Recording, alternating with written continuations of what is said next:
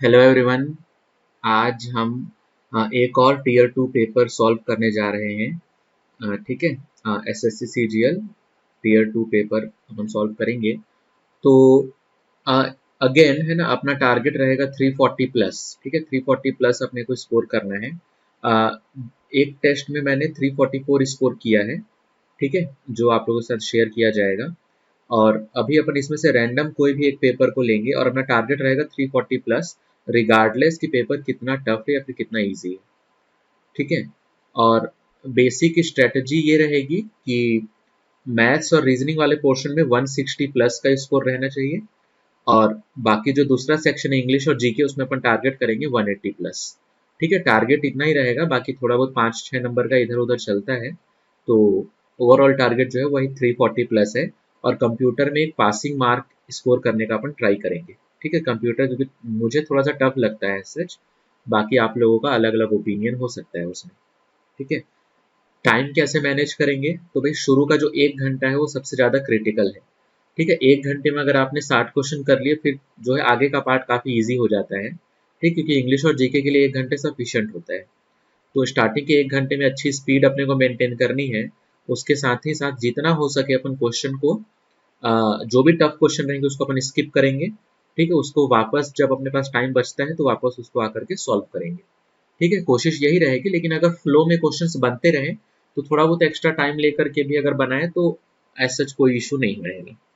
ठीक है, तो कैसे मैं सॉल्व कर रहा हूँ ये मैं आप लोगों को दिखाऊंगा।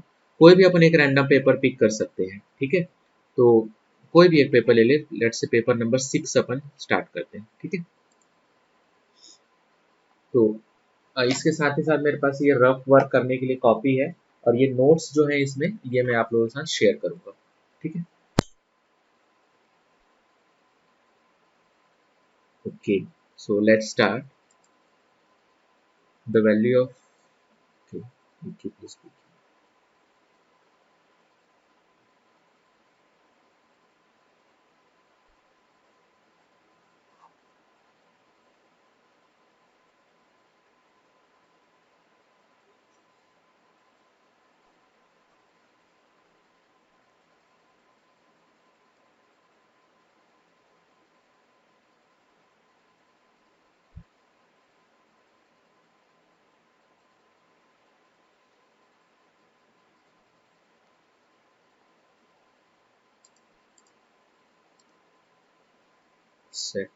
दूसरा क्वेश्चन, दूसरा 212 में से 100 घटा 112, 111, 91 by 1 as to 49 upon 10,000,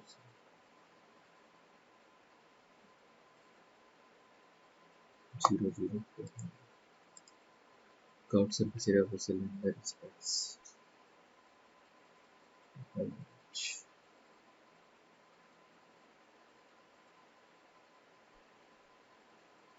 Radius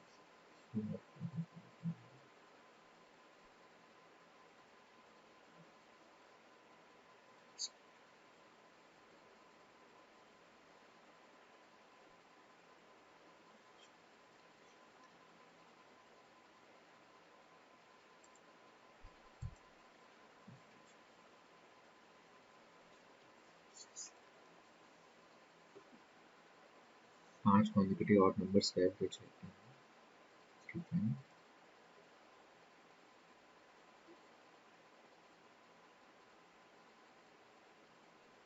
x plus 2, x plus 4, x plus 6, x plus 4 का एवरेज रहेगा। If the next 3 odd numbers are also included in the next 3, means x plus 2, 4, 6, 8, 10, 12, 14. So here's 10, 12, 14, 36. How much will the average increase? 8. Okay.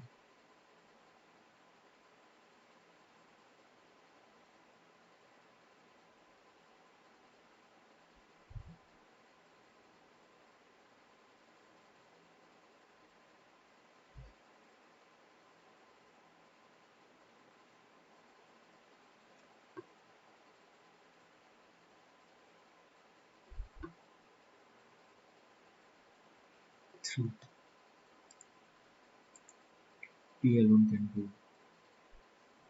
2/5 of a work in 8 hours. Okay, so 2/5 of a work. तो total work 20 घंटे में कर देगा. He is 20% more efficient than Q. Q x equal 1.2x 1.2 12 10 2 which means 3 hours. Okay.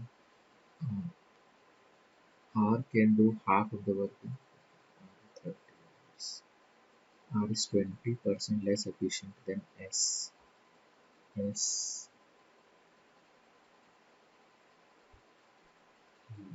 300 upon 8.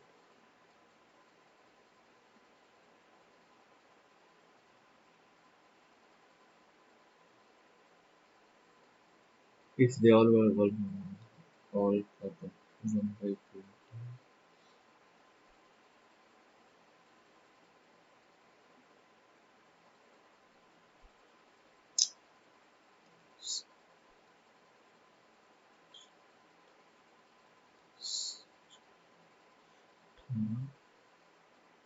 Plus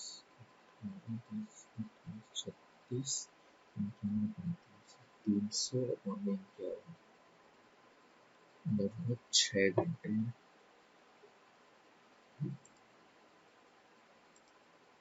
x q plus y cube दिया हुआ है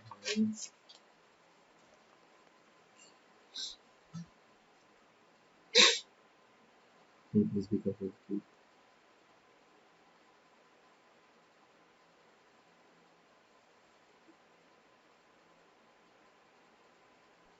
-3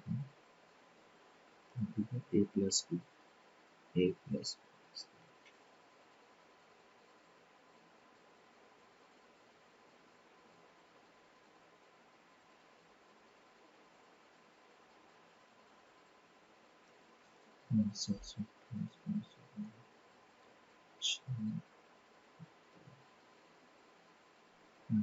x y over 9 18 minus 9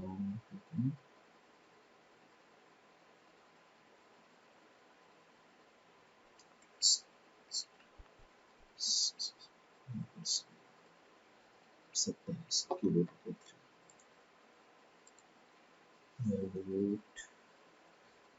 don't always look towards clock. Okay, हमेशा मतलब clock की तरफ ही नहीं देखना है आप लोगों को.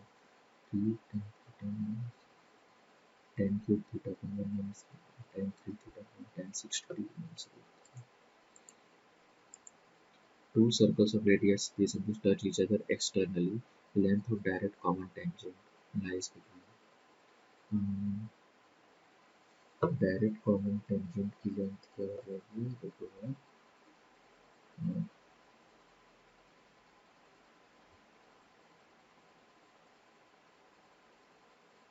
11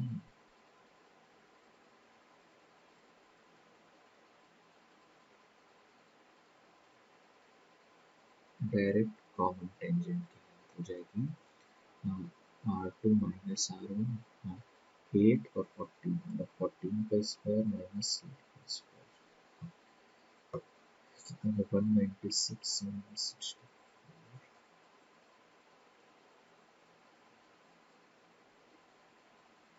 132 means 11 और 12 के बीच में. Mid value of a class interval is 52 and the class size is 12. Lower or upper limit. Class size को 12 रखना है तो mid value 52 होनी चाहिए. 46 और 58 डायरेक्ट दिख रहा है. Raju sold a cycle at rupees इतना for 20% loss on a scooter. What will the overall profit loss? ठीक है तो टोटल सेलिंग प्राइस हो गया 6400 और 52,500 52,58,900. ठीक है. कॉस्ट प्राइस के 20% लॉस में बचा तो cost price divide by 0.8 8,000 plus 25% profit हुआ इसमें तो 4/5 4.5 52,500 10 चौको 40 42,50,000 टोटल कॉस्ट होगा। तो प्रॉफिट कितना हुआ 8,000 कॉस्ट का 50,000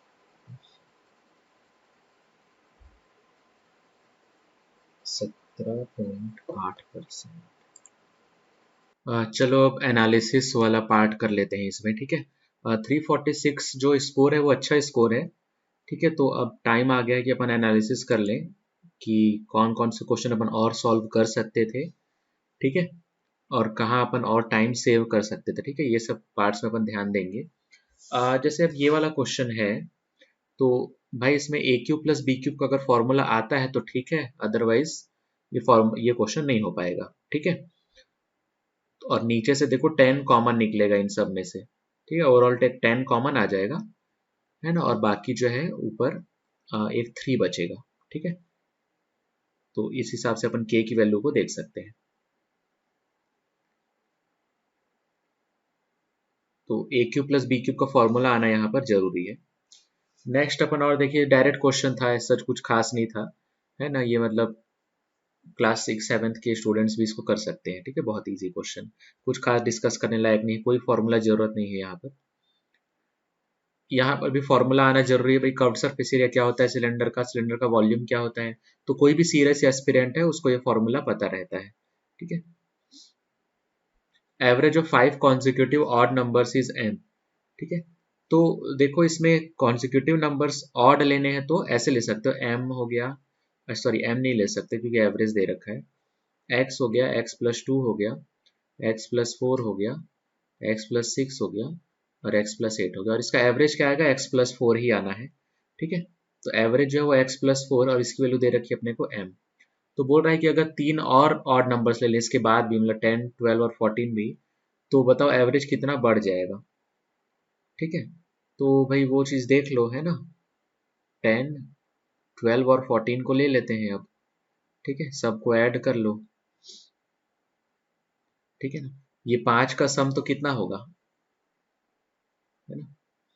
ये इसका सम तो हो जाएगा 5 इंटू एक्स प्लस 4 हो जाएगा, ठीक है। और उसके बाद इन तीनों को ऐड करना है, तो ये 3x और ये 36 हो गया, ठीक है। और भी कोई इजी तरीका पाएगा इसका, है ना।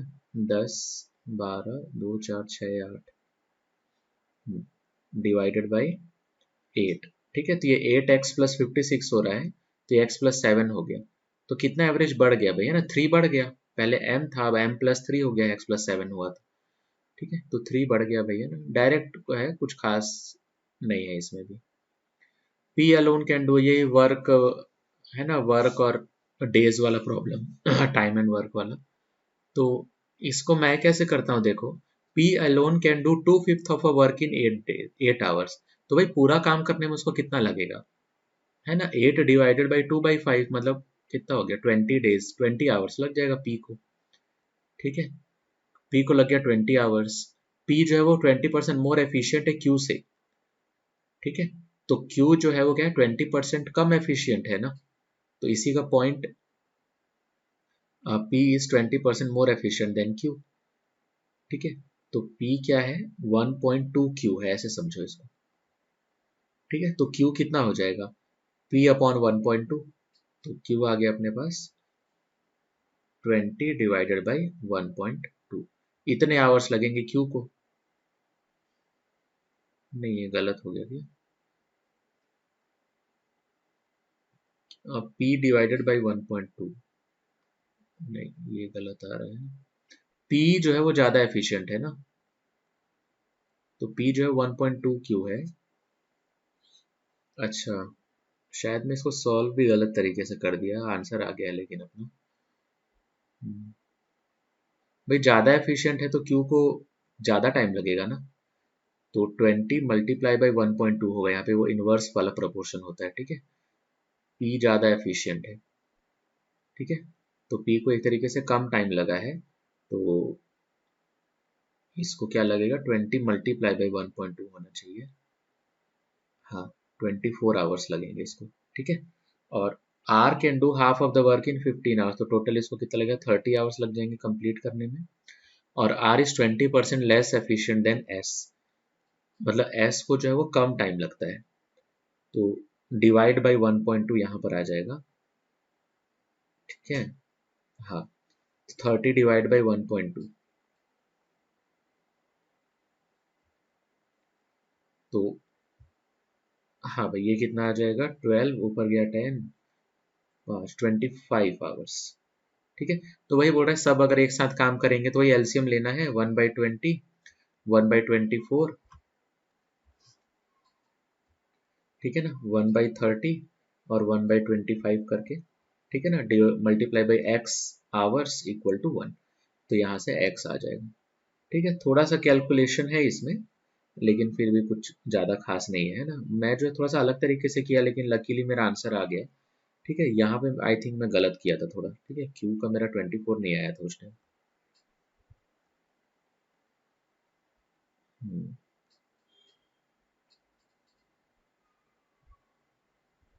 ये एस वाला भी गलत ही लग रहा है मेरा, मैं जो निकाला हूँ। ठीक है कोई बात नहीं है ना, एक आध क्वेश्चन हो सकता है इस टाइप से। एस को क्या लग रहा है 4/5 इंटू 30। ठीक है भाई, आगे बढ़ते हैं। X cube plus y cube, अब देखो यहाँ पर ना ए प्लस बी का होल क्यूब लगेगा, ठीक है ना, तो एक्स प्लस वाई का होल क्यूब का फॉर्मूला लगा करके, है ना, यहाँ पे क्या फॉर्मूला होता है भाई, x cube plus y cube, है ना, प्लस 3xy इंटू का एक्स प्लस वाई। तो यहाँ पर अपने को एक्स प्लस वाई भी पता है, x cube plus y cube भी पता है, तो एक्स वाई निकल जाएगा और एक्स वाई को यहाँ पुट करोगे तो अपना आंसर आ जाएगा।